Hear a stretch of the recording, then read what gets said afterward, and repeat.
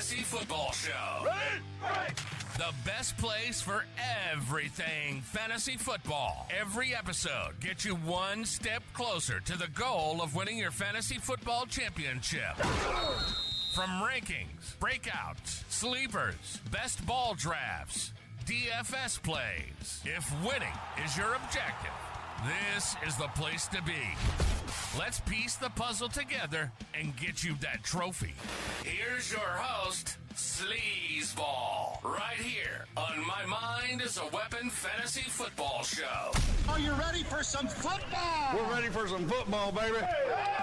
Welcome into My Mind is a Weapon podcast, episode 14. I am your host, SleezBall. Today, we are going to be going over the Arizona Cardinals fantasy football breakdown, every position, even the kickers and defense. I'm going to put up slides of the starting players. I will talk about the backup players behind them a little bit here. I'm also going to dive a little deeper. I feel like I've been selling you guys short in the first two, my Rams and 49ers videos before. So I'm going to dive into strength of schedule, yards before injuries, a lot more depth and detail for the rest of the way for the next 30 posts for NFL teams, because I've done 2 so far. So I'm going to do the entire NFL daily as we go. And let's dive into it here, guys. Let's start with the field general, Kyler Faze Murray. My absolute favorite quarterback to draft at ADP this season. And do not get it twisted. This man has a legit chance to be QB1 this season with the weapons added that we'll get to in a little bit here. So Kyler Murray currently going off the board at ADP 75. Finished last season as QB 26, 176 yards, 176 completions, 1,800 yards, 10 touchdowns. Now, he only started week 10 coming off the ACL injury, right?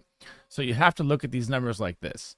In the 8 games that he played, he had 1,800 yards, averaging 225 pass yards a game. Do you know what the Cardinals offense was before that? Before Kyler Murray even stepped in, Josh Dobbs was the quarterback. He only passed for over 200 yards twice in the season. So Kyler Murray averaged it every single game he was there. And if you even look at his rushing upside that he has, he was taking it a little easy last season, right? Because he's working his way back from the ACL.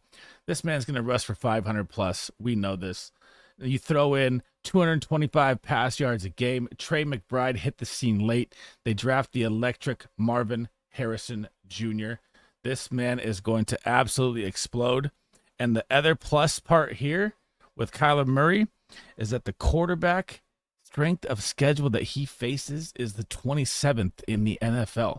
This man is going to absolutely light it up. He is going to have some tough battles in division with the 49ers. The Rams defense is absolutely terrible. Seattle Seahawks defense is not much better. So they only face one team in division that's going to be a tough defensive sled. The rest of their schedule is going to be cakewalk defenses that he is going to absolutely shred this season. And the backup is Desmond Ridder. We've seen him play. There's nothing really to talk about there. Kyler Murray is my absolute smash quarterback in draft this season. Oh, man. It is James Conner time, baby. Now, James Conner last year finished as RB 18 overall, 208 attempts. Still had 200 attempts. Mind that as we go through this. Had 1,000 yards, 7 touchdowns. Currently going off the board ADP in the 5th to 6th round. Absolute steal value. Now let's break down 2023 and why he's going to be so valuable this season. So last year, he hit the ground running.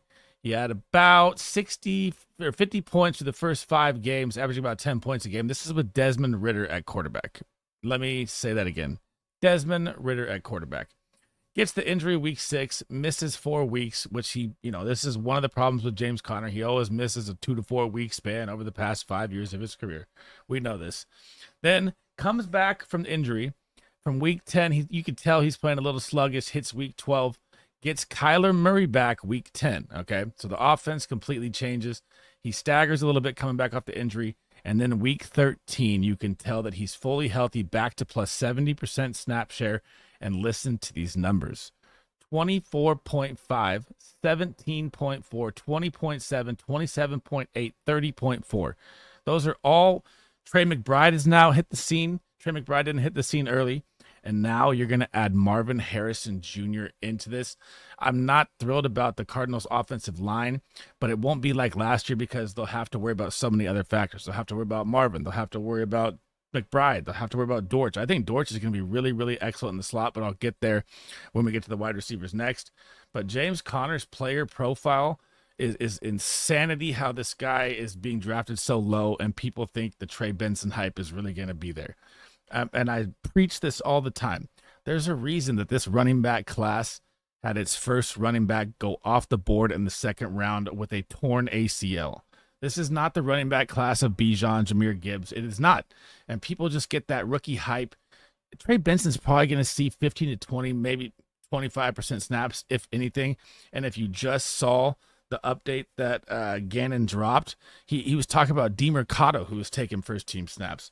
This is going to be the James Conner show all the way until he gets hurt.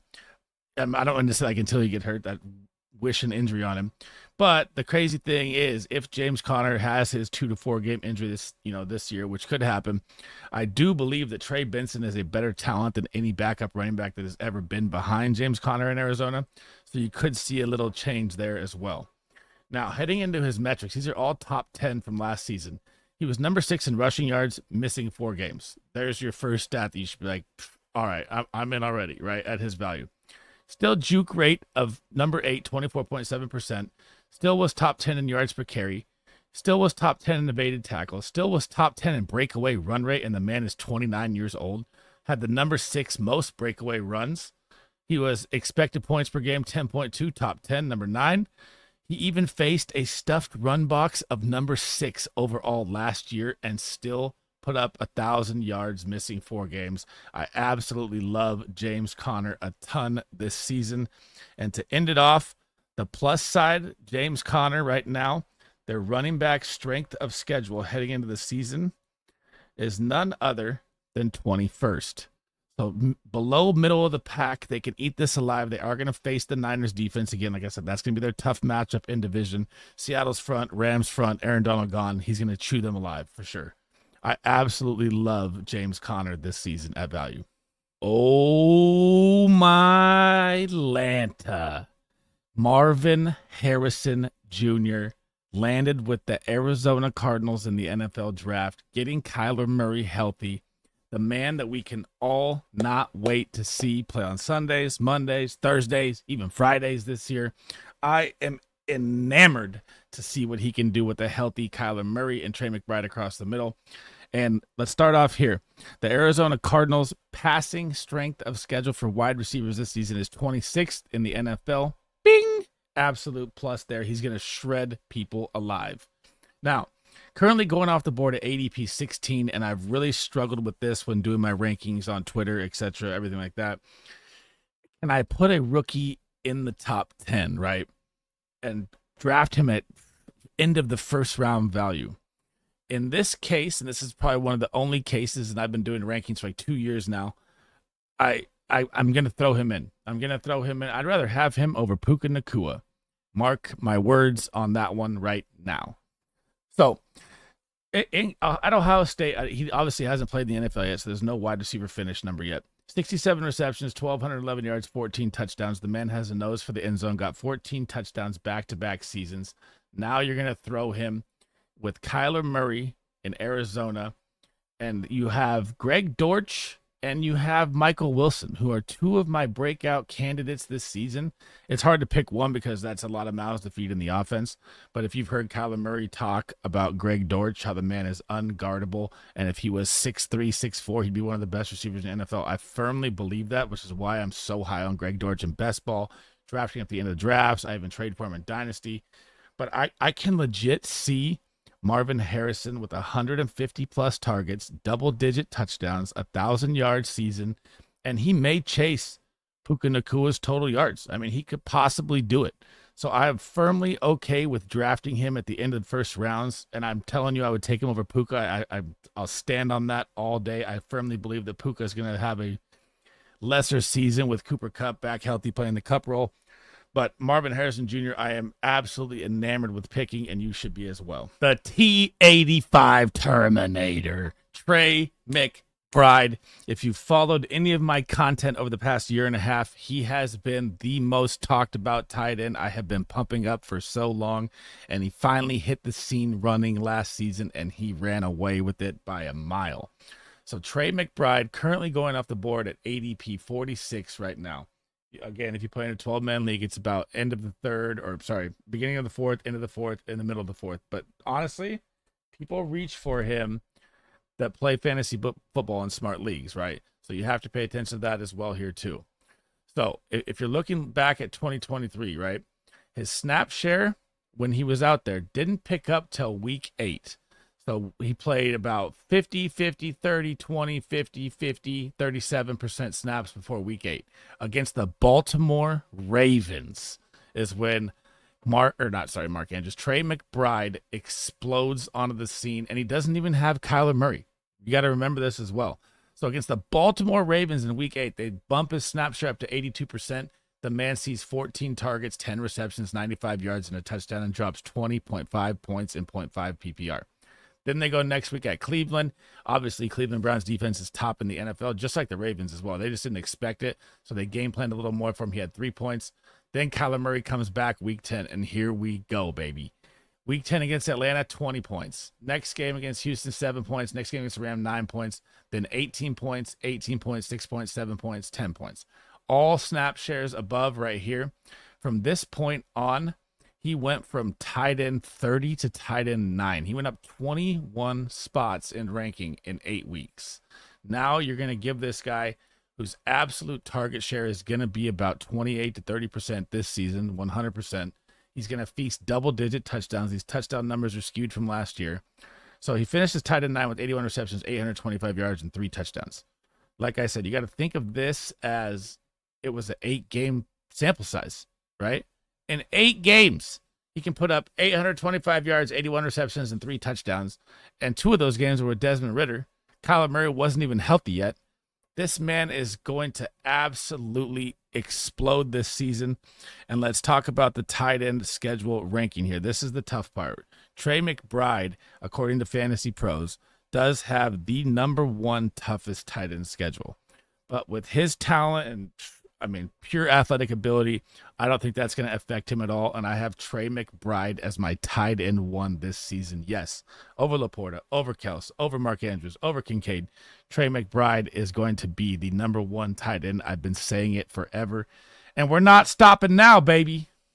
Heading over to the kicker side here, and this one I actually really, really like if you play kickers in your league he's probably on your waiver wire if you've already drafted, or if you're in Dynasty, he's probably on your waiver wire. He is 39 years old, Matt Prater. Now, last season, finishing as kicker 1, 28 field goals made at an 84% rate, 22 extra points made, he missed 1. Now, these numbers, again, when you look at them, this is, again, 9 games with Desmond Ridder, okay? This offense didn't move. Like I said, they had the ball. Desmond Ridder threw for over 200 yards twice in the season, okay? Now, the plus side to that and the negative side to that, I'm going to talk about here. The plus side to that of them not getting close to the goal line with Desmond Ridder was that Matt Prater kicked 9 field goals over 50-plus yards, which is what you want in fantasy football. Now, if you're going to throw in all of these weapons this season, you're going to add Trey McBride. You're going to get Greg Dortch healthy, who was hurt last year. Michael Wilson due for a breakout. Marvin Harrison Jr. This offense is going to be flying around, and they're going to need to score to keep up because their defense ranks almost damn near dead last. It's 31st, but I'll get to the defense next. And this guy is going to be kicking a lot. He has a cannon foot. I'm actually really excited to draft Matt Prater for the first time in a long time because he's been such a good kicker for so long. You wouldn't be in the NFL to age 39 if you weren't, right? And the Cardinals are going to need to keep up. I absolutely love the value of Matt Prater. He's going undrafted in drafts, ADP 300 right now. I mean, if I'm looking, so say I pull this up, right? I'm looking at the kicker board ADP of people around him. You're going to see players that are going to be not near the name, not near the strength of leg, that are even close to him. So here, I'm pulling up the list right now, and I'm looking at it because I didn't want to just guess off the top of my head. But Matt Prater is going behind Tristan Vizcaino, Blake Group, Chris Boswell, who the Steelers never kick, Daniel Carlson for the Raiders, Cairo Santos for the Bears, Jason Myers for Seattle, and Cameron Dickard. The guys I just named, I would draft Matt Prater ahead of, purely because the offensive weapons around him, and they're going to need to score the ball. And this could win you weeks, man. Kickers can win you weeks if kickers are part of your league, and Matt Prater is going to put up a ton of points this year. Man, oh man. I guess we have to talk about the Cardinals defense. I'm going to break it down the best I can. That is led by Budda Baker, who is the only PFF ranked player over 80 on this entire defense, and he's not even a 90, he's at 87. So this defense is really, really going to struggle. They didn't add much. Last season, they were defense 31 overall, 33 sacks, 11 picks, and allowed 6,000 yards. But I can find some pluses here, okay? So with the 6,000 yards that you're looking at with the Cardinals here, their team rushing defense only allowed 212.5 per game, which ranked 13th. So their run defense was okay, but when you go to their pass defense, god damn, they were the worst in the NFL, which is probably going to be the same scenario again. But it's very impressive to me that if you played against CMC twice, Kyron Williams, you might have got hurt for one of the games, Kenneth Walker, Charbonnet, 6 games in the season, they still held running backs very well, which is very interesting to me. And I think with the fast-paced offense that Cliff Kingsbury is going to bring, that is a top 5 paced offense, that, maybe I don't want them to score too fast, get the defense back on the field. That's, something, but at least keep the defense off the field a little bit to help them out, because it's going to be really, really, really rough this year for the Arizona defense. But to throw back to the point of the beginning of the video, talking about the defense, to tie it all together, this is why I'm enamored with the Arizona Cardinals offense. Cannot wait to see them, because the defense is not really going to be stopping people. These are going to be shootout games, high scoring, high paced, everything. And the defense you're not going to want. I'm not even going to want to play the weekly game with them. I don't want nothing to do with the Cardinals defense, but I'm just breaking it into why it is going to be so good on the other side of the ball, having a bad defense. And in fantasy, it matters. These are things you need to take into consideration when drafting, and situations you need to look at 100%. But again, the Arizona Cardinals defense, don't draft, don't weekly play them. They're going to allow 25 plus points a game on the season. It's going to be really, really rough. That is it for episode 14 on my breakdown of the Arizona Cardinal guys. I hope you guys enjoyed. I got a little more knowledge bomb put into this one than I did with the 49ers in Seattle, and I'm going to try to carry over more knowledge bombs as the rest of the teams we go through. My next post will be the Seattle Seahawks. We're going to stay in the NFC West, and then that will be complete, and then I'm going to move on to the rest of the NFC divisions, and we're going to do the entire NFL, because we have 36 days left till the NFL kickoff. Can you feel it? And before I go, guys, make sure you smash that like and subscribe. All the support's appreciated as I try to bring you the best fantasy football content to help you win your championships. And I'll catch you guys in the next episode. SleezBall out.